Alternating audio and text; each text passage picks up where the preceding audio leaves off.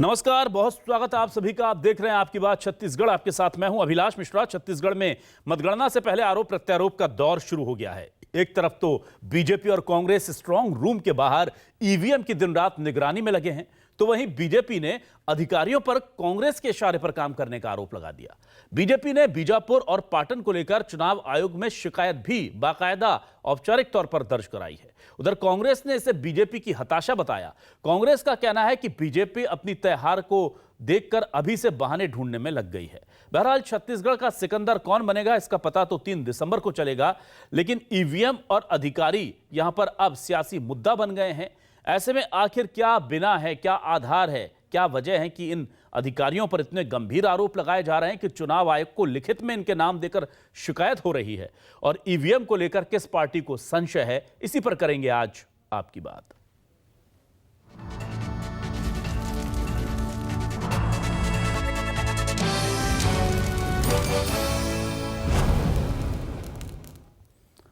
आइए सबसे पहले देखते हैं कि बीजेपी ने किन किन अधिकारियों पर आरोप लगाए हैं कि उनको लेकर बीजेपी को ट्रांसपेरेंसी की उम्मीद नहीं है। बाकायदा चुनाव आयोग से शिकायत की गई है। पाटन से कांग्रेस के बीजेपी के प्रत्याशी और सांसद विजय बघेल पहुंचे, साथ ही साथ पूर्व मंत्री महेश गागड़ा ने भी आपत्ति दर्ज कराई है। क्या कहना है दोनों का, सुनिए। शिकायतें थी लगातार। हम लोग चुनाव के समय भी शराब जो बांटे जा रहे थे, शराब पकड़ा रहे थे, उस पर कोई कार्रवाई नहीं हुई। और एक ऐसे अधिकारी, प्रमोटी अधिकारी को 3-3 पद दे के रखे थे, उसकी भी जानकारी हमने दी थी, उसको भी नहीं हटाया गया। और साथ ही साथ मेरे विधानसभा क्षेत्र पाटन में वहाँ के जो प्रत्याशी हैं, अभी मुख्यमंत्री हैं भूपेश बघेल, 15 तारीख को चुनाव थम गया।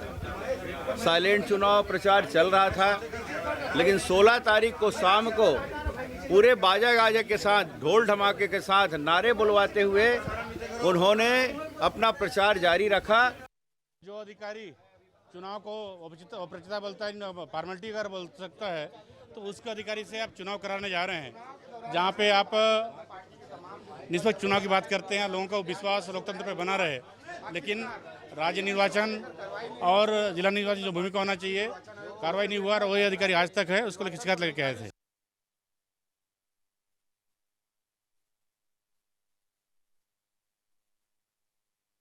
के बहाने ढूंढने में जुट गई है।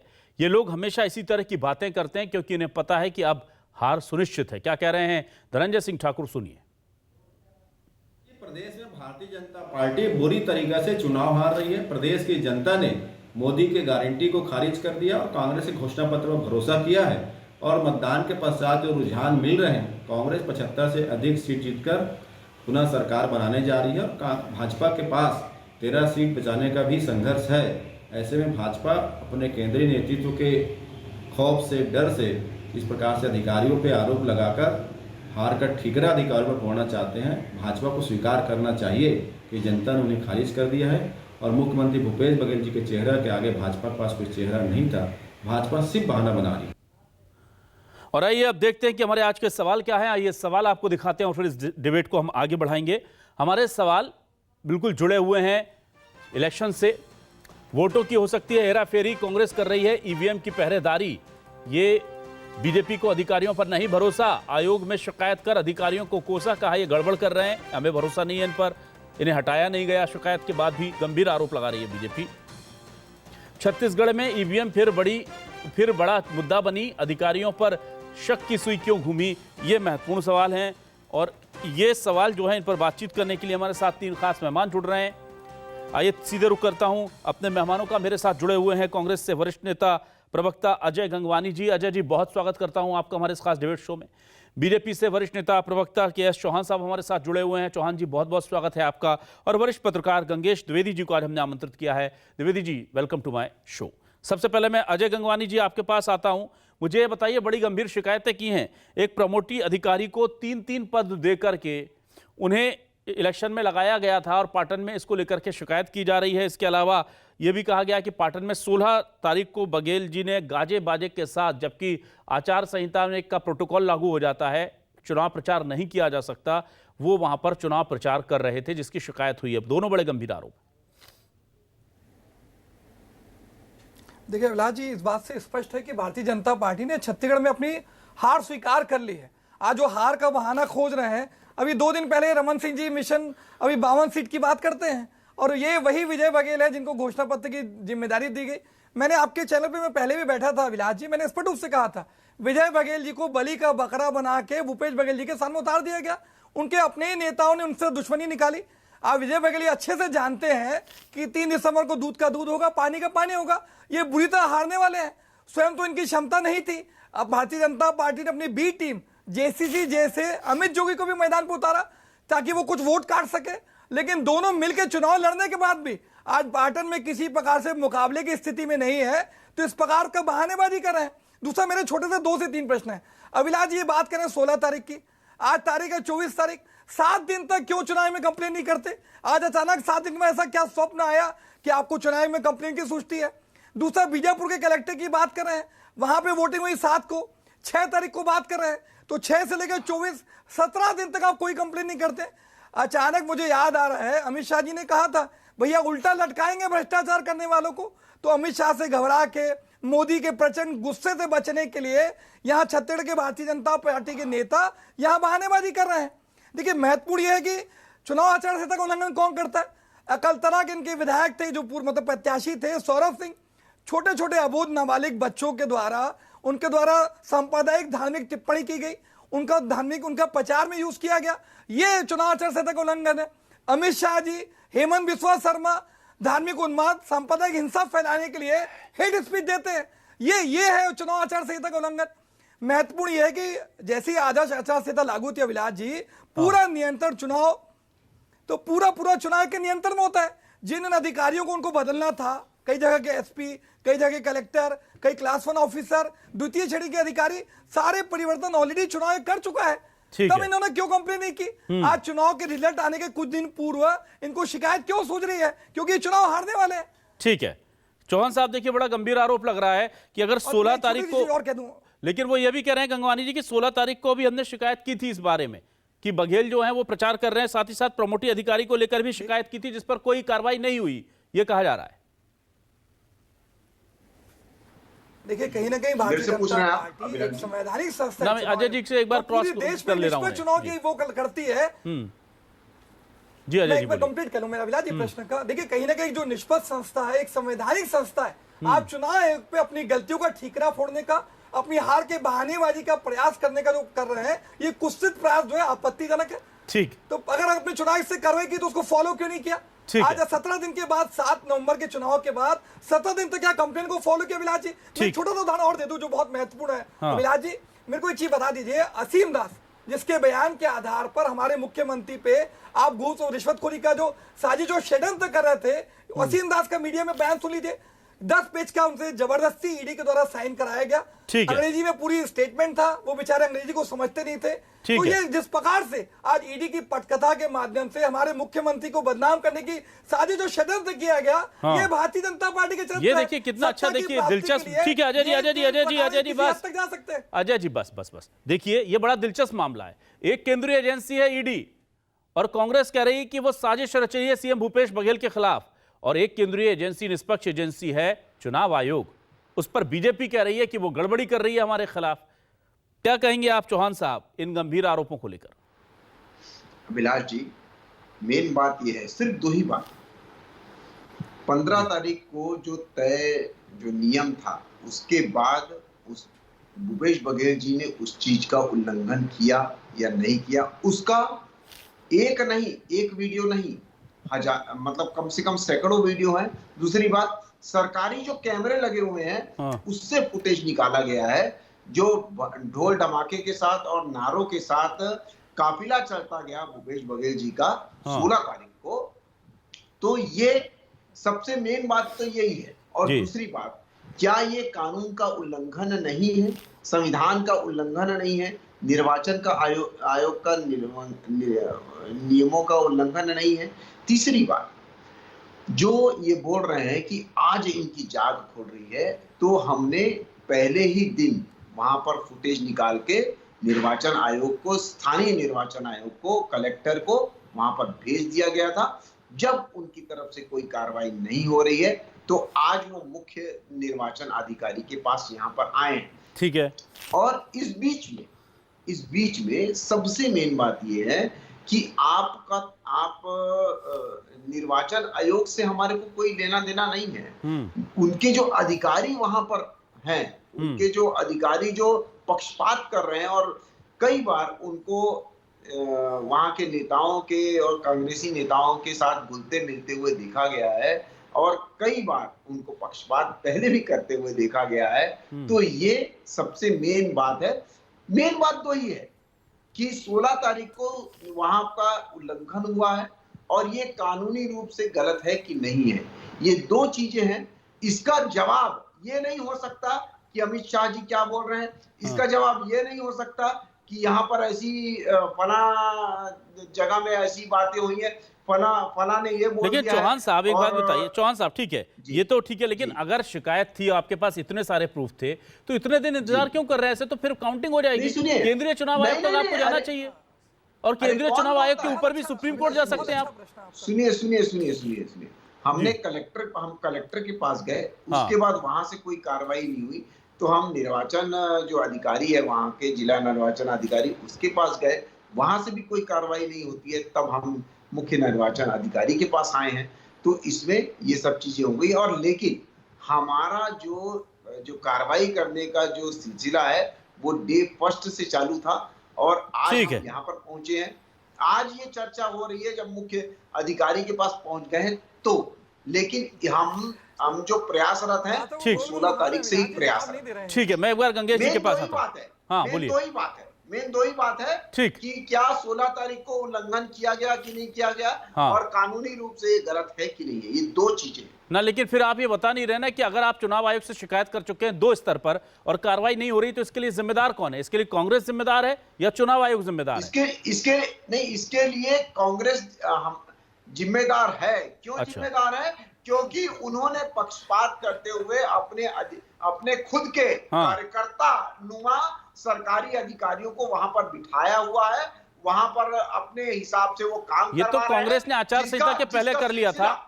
चौहान साहब, इतनी शिकायत के बाद भी चुनाव आयोग आपको लगता है उनका फेवर कर रहा है? अभी भी नहीं हटा रहा, ना उन पर कार्रवाई कर रहा है? बिल्कुल फेवर कर रहा है। वो कार्यकर्ता के जैसे काम कर रहा है। ठीक है, वो जिला निर्वाचन अधिकारी जो है वो उनके कार्यकर्ता के जैसे काम कर रहा है। ठीक है, गंगेश द्विवेदी जी के पास आता हूं। गंगेश जी, ठीक है चौहान साहब। गंगेश जी देखिए, बड़ा बहुत ही गंभीर आरोप लग रहा है। ये कहा जा रहा है कि कुछ लोगों को सेट करके पहले ही रख दिया गया था, चुनाव आयोग ने आकर के उन पर संज्ञान नहीं लिया, उन्होंने गलतियां की, पक्षपात किया, कांग्रेस बीजेपी शिकायत कर रही है, लेकिन चुनाव आयोग ने भी एक्शन नहीं लिया, इसलिए अब हमको सेकंड लेयर, थर्ड लेयर तक, ऊपर तक जाना पड़ रहा है अलग अलग हायरार्की के हिसाब से। तो ये तो सीधे तौर पर कांग्रेस के साथ साथ इसमें चुनाव आयोग की प्रक्रिया भी सवालों के घेरे में है। नहीं, मुझे ऐसा लगता है कि देखिए, जो राज्य निर्वाचन आयोग होता है वो केंद्रीय निर्वाचन आयोग के सबऑर्डिनेट संस्था है, उसकी निगरानी में सारे कामकाज होते हैं राज्य निर्वाचन के। और जब आचार संहिता लगी उसके बाद 3-4 कलेक्टरों को बदला गया उस हिसाब से जैसा उचित लगा केंद्रीय निर्वाचन आयोग ने को। उसके बाद कई सारी चीजें यहाँ से हुई, जैसे देखिए अभी जो कहना चाहिए अपना त्योहार थे, त्योहार को लेकर लगातार यहाँ पर जाके ज्ञापन दोनों पार्टियों, तीनों पार्टियों की तरफ से सौंपा गया। भाजपा कांग्रेस के अलावा आम आदमी पार्टी ने भी सौंपा, जेसीसी ने भी सौंपा। तो वहां से भी उनको यही कहा गया कि केंद्रीय निर्वाचन आयोग को जाइए। मतलब जो भी काम हो रहा है वो तो केंद्रीय एजेंसी के थ्रू हो रहा है। और अगर वास्तव में मामला, देखिए, आरोप प्रत्यारोप करना अपनी जगह है, लेकिन केंद्रीय एजेंसी है, उसके अपने नियम कायदे हैं, नियम कायदे के हिसाब से चलती है। अगर उनके साथ का कोई नीचे सबऑर्डिनेट कोई अगर गलत कदम उठाएगा तो निश्चित तौर पर वो नजर में आएगा केंद्रीय जांच एजेंसी के, और जांच एजेंसी नहीं, केंद्रीय निर्वाचन आयोग के, तो वहां से वो सीधी कार्रवाई होगी। और केंद्रीय निर्वाचन आयोग पे तो सही मायने में देखा जाए तो अभी केंद्र सरकार का नियंत्रण है। तो मुझे लगता है इस तरह की शिकायतें आना, मुझे नहीं लगता कि इसमें बहुत ज्यादा संज्ञान लेने वाली चीज होगी, तभी इस पे संज्ञान नहीं लिया गया है। वैसे आज यहाँ पर राज्य निर्वाचन प्रभारी के यहाँ तो शिकायत हुई है, अगर ऐसा कुछ होगा तो एक्शन लेंगी, मुझे ऐसा लगता है। ठीक है, क्योंकि आरोप लगाना अलग चीज होती है और नियम से कार्रवाई करना एक अलग बात होती है। ठीक है, चौहान साहब, आप कुछ कहना चाह रहे हैं? जल्दी से अपनी बात पूरी कर लीजिए। अभिलाष जी, मैं वरिष्ठ पत्रकार गंगेश द्विवेदी से पूछना चाहता हूँ कि पुलिस कमिश्नर अगर ईमानदार है हाँ। तो इसका क्या मतलब है कि उनके जो अधीनस्थ जो नीचे कर्मचारी है, हवलदार है, टीआई है, क्या वो लोग पक्षपात नहीं कर सकते हैं? क्या वो गद्दारी नहीं कर सकते हैं? क्या वो धांधली नहीं कर सकते? इसका क्या मतलब है आपका कि अगर आप मान लीजिए आप ये बोल सकते हैं कि नहीं, पुलिस कमिश्नर तो ईमानदार है, पुलिस कमिश्नर ईमानदार है, तो ये लोग कैसे गलती कर सकते हैं, ये लोग कैसे धांधली कर सकते हैं, ये लोग कैसे चोरी कर सकते हैं? तो इसका जवाब ये नहीं होता है। अगर केंद्रीय चुनाव समिति के ऊपर है, ठीक है, मैं मानता हूँ, लेकिन इसका मतलब ये नहीं है कि राज्य की निर्वाचन आयोग इसमें मिलीभगत नहीं है और मिलीभगत करके वो काम नहीं कर सकती है। आप ऐसा नहीं बोल सकते हैं। ठीक है चौहान साहब, यही बात तो कांग्रेस भी कहती है कि कुछ केंद्रीय एजेंसियां ऊपर से ठीक होती हैं पर स्टेट में गड़बड़ी होती है। तो आप भी इस बात पर सहमति जता रहे हैं कि केंद्रीय एजेंसियां या इंडिपेंडेंट एजेंसियों में भी गड़बड़ियां होती हैं, जबकि उसका केंद्र से संचालन निगरानी होती है। जी सुनिए, जो आप ईडी की बारे में बोल रहे हैं, तो ऐसा नहीं है कि 112 डायल किया और पहुंच गई। ईडी ने पूरी कार्रवाई, पूरी जांच पड़ताल करके और जहां भी गई है, ठीक है, उसके सबूत के साथ 15-15 किलो सोना, करोड़ों रुपए की अवैध संपत्ति, ये सब हासिल की है और उसके बाद उसको कोर्ट में पेश किया है। कोर्ट ने भी जमानत अजय गंगवानी जी कुछ कहना चाह रहे हैं। अजय जी प्लीज। हाँ जी बोलिए अजय जी। अब आप ईडी के तरफ मोड़ लेंगे। दो तीन बातें कह देता हूँ। सबसे पहले चौहान जी शांत हो जाए, मेरा निवेदन, मैंने डिस्टर्ब नहीं किया, आपसे उम्मीद करता हूं। देखिए बहुत स्पष्ट चीज है, अगर वरिष्ठ पत्रकार अगर कोई सही चीज कहता है तो उसको स्वीकार करने का नैतिक साहस मेरे मित्र भारतीय जनता पार्टी के प्रवक्ताओं को दिखाना चाहिए। आज स्पष्ट है, संवैधानिक प्रक्रिया के अंतर्गत राज्य चुनाव आयोग जो है केंद्रीय चुनाव आयोग के अधीन है, पूरी तरह से सेंट्रलाइज जो है उसका कमांड है। अगर ये दूसरा महत्वपूर्ण है कि आज की डिबेट की चर्चा का विषय क्या है, आप चुनाव आयोग पे आरोप लगा रहे हैं कि कांग्रेस पार्टी पे। आपने बहुत स्पष्ट प्रश्न अभिलाष जी पूछा कि अगर आपने चुनाव में कंप्लेन की, अगर आप ये कह रहे हैं कि पहले भी कंप्लेन की गई थी, तो उस पर क्या कार्रवाई हुई, क्या आपने उसको फॉलो किया? अगर नहीं की गई तो चुनाव की गलती की कांग्रेस की, मेरा सबसे पहला प्रश्न। दूसरा, लगातार देखिए कांग्रेस पार्टी का कानून और संविधान पे पूरा भरोसा है, हमने हमेशा संवैधानिक प्रक्रियाओं का पालन किया। मेरे मित्र ईडी की बात कर रहे हैं, मैंने इस पर तो उदाहरण दिया। ये मैंने जो फोटो दिखाए, रमन सिंह के साथ, ये असीम दास का फोटो, ये प्रेम प्रकाश पांडे के साथ, ये नोटों की गाड़ी, ये जो कैश पकड़ाया, चौहान जी का ऑडियो दीजिएगा प्लीज की गाड़ी, ये सारी चीजें तो दिखा रहे। जी बोलते जाइए आप। देखिए मैं महत्वपूर्ण यह है कि अभिलाष जी की जो ईडी की जो कार्रवाई है वो कहीं ना कहीं इलेक्शन मैनेजमेंट डायरेक्टर के रूप में काम कर रहा है। आज एक छोटा सा उदाहरण दे देता हूं, हमारी यूपीए की सरकार में कुल मिला के 112 मामले दर्ज किए गए, इनके 9.5 साल में 5310 5310 मामले, मतलब 50 गुना ज्यादा। ठीक है, आप ईडी के कार्रवाई का पोस्टमार्टम मत कीजिए आप। मेरा सवाल यह है, वो तो एक एग्जांपल के लिए हम चीजों को लाए थे कि केंद्रीय एजेंसियों पर बीजेपी और कांग्रेस दोनों को भरोसा क्यों नहीं है। जी मैं इसी सवाल के साथ वापस आता हूं गंगेश जी के पास। गंगेश जी देखिए, महत्वपूर्ण सवाल ये हो जाता है कि ईडी जब कोई कार्रवाई करती है और वो कांग्रेस के खिलाफ चली जाती है तो वो कहते हैं कि ये पक्षपात कर रही है। चुनाव आयोग जब कोई कार्रवाई करता है या नहीं करता है, वो बीजेपी के खिलाफ चला जाता है तो वो कहते हैं कि हमारे ये पक्षपात कर रहे हैं। ऐसे में क्या लगता है आपको, ट्रांसपेरेंसी कहीं कम बढ़ती जा रही है या आपको लगता है कि ये पॉलिटिकल स्टंट होते हैं? हकीकत, चाहे वो चुनाव आयोग की कार्रवाई हो वो भी अपनी जगह ठीक है, चाहे ईडी की कार्रवाई हो वो भी अपनी जगह ठीक है, केवल पॉलिटिकल पार्टियां अपनी फेस सेविंग के लिए बड़ी बड़ी व्यवस्थाओं पर, संस्थाओं पर आरोप लगाते हैं। देखिए मुझे लगता है कि ये संवैधानिक संस्थाएं हैं जो वो नियम कानून से बंधी होती है और आप उनको एकदम त्वरित कार्रवाई के लिए एकदम से मजबूर नहीं कर सकते कि वो इस समय इलेक्शन को कंडक्ट कराने में पूरी एजेंसी लगी हुई है। इन्होंने जो शिकायत की, हो सकता है जो चौहान जी कह रहे हैं कि नीचे के अधिकारी क्या करप्ट नहीं हो सकते या पक्षपात नहीं कर सकते, बिल्कुल कर सकते हैं, इसमें बिल्कुल मैं ये इनकार नहीं कर रहा हूँ कि ऐसा नहीं हो सकता। आपने शिकायत की है, ठीक है, आपको समय पर रेमेडी नहीं मिल पाई उस बीच में रहते रहते, लेकिन मुझे लगता है कि उसको संज्ञान में लेगा और जांच पड़ताल करने के बाद ही तो कुछ एक्शन ले पाएंगे जो निर्वाचन आयुक्त हैं या जो भी यहाँ राज्य निर्वाचन पदाधिकारी है या केंद्रीय एजेंसी है। जब तक पूरी जांच पड़ताल नहीं कर लेगी तब तक एक्शन नहीं ले लेगी। वो हर चीज़ का अपडेट है हमको या आपको नहीं बता सकती या इस राजनीतिक पार्टी को भी नहीं बताएगी, वो उनके एक्शन लेने का अलग तरीका है। तो मुझे लगता है ये इसमें थोड़ा सा इंतजार करना चाहिए क्योंकि, और दूसरी बात है कि जिस तरह की शिकायत की बात ये कर रहे हैं, इस तरह की शिकायत तो कांग्रेस ने भी दर्जनों की है मेरी जानकारी में, जो खासतौर पे हेट स्पीच को लेकर लगातार शिकायत है कि मुझे लगता है उस पर भी अभी तक कोई कार्रवाई नहीं हुई है। मुझे लगता है इस पे राज्य निर्वाचन आयोग भी और केंद्रीय निर्वाचन आयोग पूरे नियम कानून की को साथ में रखे इस पे पड़ताल करेंगे। उसका जहां जिसकी जरूरत पड़ेगी तो वो उसको नोटिस जारी करेंगे उस नेता को या कार्यकर्ता या पदाधिकारी को। ये प्रक्रिया होती है एक्चुअल जो है, तो इसके हिसाब से समय लगता है इसमें। तो और मुझे लगता है कि लेकिन चूंकि राजनीति में त्वरित वाली बात होती है और चुनाव का वक्त है, पल पल यहाँ पे समीकरण बदलते हैं, उस समय हल्ला करना या अपने मुद्दों को उठाते रहना दोनों ही पार्टियों का अपना अपना कर्तव्य है। उस कर्तव्य का निर्वहन कर रहे हैं दोनों पार्टियों के लोग। ठीक है जी अजय जी, आप अपनी बात पूरी कर लीजिए संक्षेप में सर। देखिए, बहुत महत्वपूर्ण अभिलाष जी, भारतीय जनता पार्टी का चरित्र है लोकतंत्र की हत्या करना। ये चुनाव की बात करते हैं, बहुत छोटा सा उदाहरण देता हूं। मध्य प्रदेश के छतरपुर जिले के राजनगर में आज हमारे कांग्रेसी नेता का भारतीय जनता पार्टी का विधायक प्रतिनिधि और उसके सम्मिलित नेता कुचल कर हत्या कर देते हैं। आईपीसी के तहत मामला दर्ज होता है, हम चुनाव में कंप्लेन करते हैं, लेकिन जो वहां विधायक का प्रत्याशी है अरविंद पटेरिया, उस पर कोई कार्रवाई नहीं होती। तो ये भारतीय जनता पार्टी के अंदर है चुनावी केंद्रीय चुनाव आयोग जो है, तब ये कहां थे भारतीय जनता पार्टी? ये दोहरा चित्र नहीं दिखा रहे। दूसरा महत्वपूर्ण है कि अभिलाष जी, चुनाव के मतदान के ठीक पूर्व चुनाव आयोग ने कई लोगों का ट्रांसफर किया, एसपी, कलेक्टर, अन्य अधिकारियों का, तब ये भारतीय जनता पार्टी क्यों अपनी कंप्लेन दर्ज नहीं करते? आज 7 दिन के बाद अचानक क्यों स्वप्न से जाग रहे? कहीं ना कहीं इस पर दिख रहा है कि भारतीय जनता पार्टी छत्तीसगढ़ में बुरी तरह हारने वाले हैं। तो ये हार का ठिकरा संवैधानिक संस्था चुनाव पे थोपने का प्रयास कर रहे हैं। ठीक है, मैं वापस आता हूं। चौहान साहब, आप सुन पा रहे हैं क्या हमें? चौहान साहब के साथ लगता है कुछ तकनीकी दिक्कत वहां पर चल रही है, लेकिन यह सवाल तो बड़ा गंभीर है कि इस तरह के गंभीर आरोप अगर लग रहे हैं तो क्या यह चुनाव निष्पक्ष हो पाएगा? और अगर जो रिजल्ट आएगा उसको लेकर के सर्व स्वीकारता होगी, क्योंकि ऐसे तो बीजेपी कहेगी कि हमने शिकायत की, कार्रवाई नहीं हुई, इसलिए रिजल्ट्स को मानने को लेकर के भी संशय रहेगा। चौहान साहब, क्या आप मुझे सुन पा रहे हैं?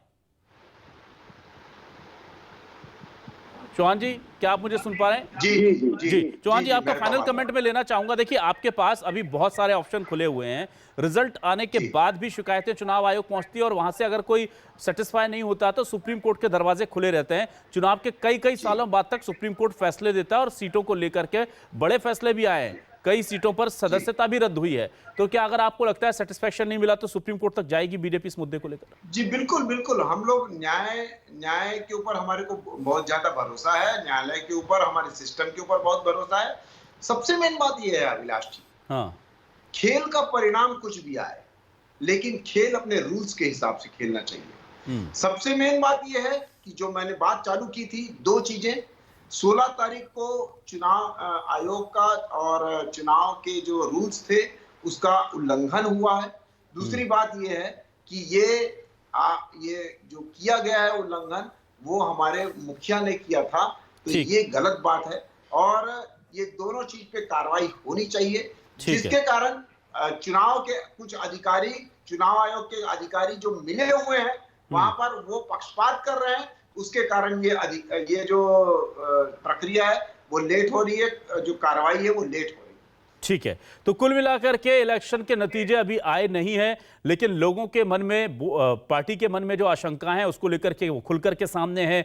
कोई ईवीएम को लेकर के आशंकित है, तो कोई अधिकारियों के चरित्र को लेकर या उनकी जो एक तरफा सोच है उसको लेकर के सशंकित है। ऐसे में सवाल यह है कि क्या निष्पक्ष चुनाव जो है उसका टैग मिलेगा इस चुनाव को, या फिर चुनाव के बाद जैसा होता है कि हारने वाली पार्टियां जो होती है या हारने वाले लोग जो होते हैं वो सीधे तौर पर व्यवस्था पर, सिस्टम पर सवालिया निशान लगा देते हैं, वो होगा। फिलहाल शुक्रिया अदा करूंगा मैं के.एस. चौहान साहब का, अजय गंगवानी जी का, गंगेश द्विवेदी जी का हमारे साथ जुड़ने के लिए, इस डिबेट का हिस्सा बनने के लिए। तमाम दर्शकों का भी शुक्रिया। नमस्कार।